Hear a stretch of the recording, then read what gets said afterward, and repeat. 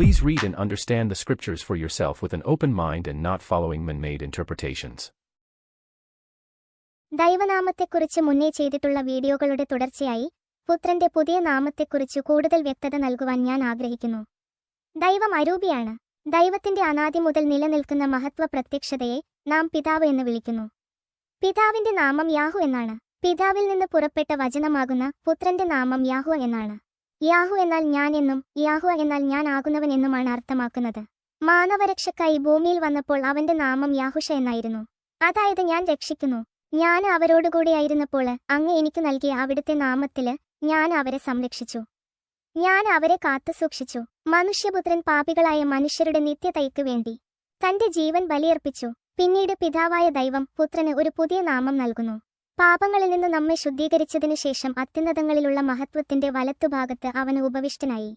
അവന് അവകാശമാക്കിയ നാമം ദൈവദൂതന്മാരുടേതിനേക്കാളും ശ്രേഷ്ഠമായിരിക്കുന്നതുപോലെ അവനും അവരെക്കാളും ശ്രേഷ്ഠനാണ്. പുത്രൻ അവകാശമാക്കിയ ശ്രേഷ്ഠമായ ആ നാമം യേശുക്രിസ്തു എന്നതാണ്. ദൈവത്തിന്റെ രൂപത്തിലായിരുന്നെങ്കിലും അവന് ദൈവവുമായുള്ള സമാനത നിലനിർത്തേണ്ട ഒരു കാര്യമായി പരിഗണിച്ചില്ല. തന്നെ ശൂന്യനാക്കിക്കൊണ്ട് ദാസന്റെ രൂപം സ്വീകരിച്ച് മനുഷ്യരുടെ സാദൃശ്യത്തിൽ ആയിത്തീർന്ന് ആകൃതിയിലെ മനുഷ്യനെപ്പോലെ കാണപ്പെട്ടു. മരണം വരെ, അതെ കുരിശുമരണം വരെ അനുസരണമുള്ളവനായി തന്നെ താഴ്ത്തി. ആകയാല് ദൈവം അവനെ അത്യധികം ഉയർത്തി എല്ലാ നാമങ്ങൾക്കും ഉപരിയായ നാമം നൽകുകയും ചെയ്തു. ഇത് യേശുവിന്റെ നാമത്തിനു മുമ്പില് സ്വർഗത്തിലും ഭൂമിയിലും പാതാളത്തിലുമുള്ള സകലരും മുട്ടുകളും അടക്കുന്നതിനും യേശുക്രിസ്തു കർത്താവാണെന്ന് പിതാവായ ദൈവത്തിന്റെ മഹത്വത്തിനായി എല്ലാ നാവുകളും ഏറ്റുപറയുന്നതിനും വേണ്ടിയാണ്. AD 70 സംഭവിച്ച 1000 ആണ്ട് വാഴ്ചയിൽ ഭൂമിയിലുള്ള എല്ലാ ജനങ്ങളും ഒരുപോലെ ഉപയോഗിച്ച നാമമാണ് യേശുക്രിസ്തു എന്നത്. യേശു എന്ന് എഴുതുമ്പോൾ അക്ഷരങ്ങൾക്ക് അതാത് ഭാഷകളിൽ വ്യത്യാസമുണ്ട്. എന്നാൽ വായിക്കുന്നത് യേശുക്രിസ്തു എന്നും ഈശോ എന്നുമാണ്. യാഹുവ ഭൂമി മുഴുവന്റെയും രാജാവായി വാഴും. അന്നു കർത്താവ് ഒരുവന് മാത്രമേ ഉണ്ടായിരിക്കുകയുള്ളൂ. അവിടുത്തേക്കൊരു നാമം മാത്രവും ജ എന്ന ശബ്ദം പുതുതായി നൽകപ്പെട്ടതിനാൽ ജീസസ് എന്നത് തെറ്റായ ശബ്ദമാണ്. അതായത് യേശു എന്നുതന്നെയാണ് പുത്രന്റെ നാമം വായിക്കേണ്ടത്. യാഹുഷ മഹത്വത്തിന്റെ വലത്തുഭാഗത്ത് ഉപവിഷ്ടനാവുകയും യേശുക്രിസ്തു എന്ന പുതിയ നാമം അവകാശമാക്കുകയും ചെയ്തുവെന്ന് നാം മനസ്സിലാക്കി.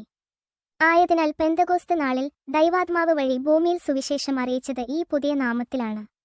നിങ്ങൾ പശ്ചാത്തപിക്കുവിന്, പാപമോചനത്തിനായി എല്ലാവരും യേശുക്രിസ്തുവിന്റെ നാമത്തിലെ സ്നാനം സ്വീകരിക്കുവിന്.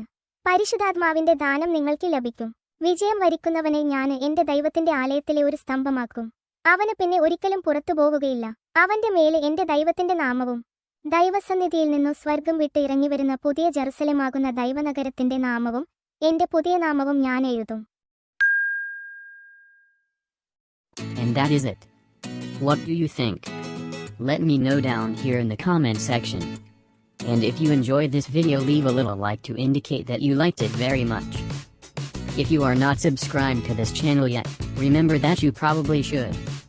As always, thank you guys for watching and I hope to see you all soon.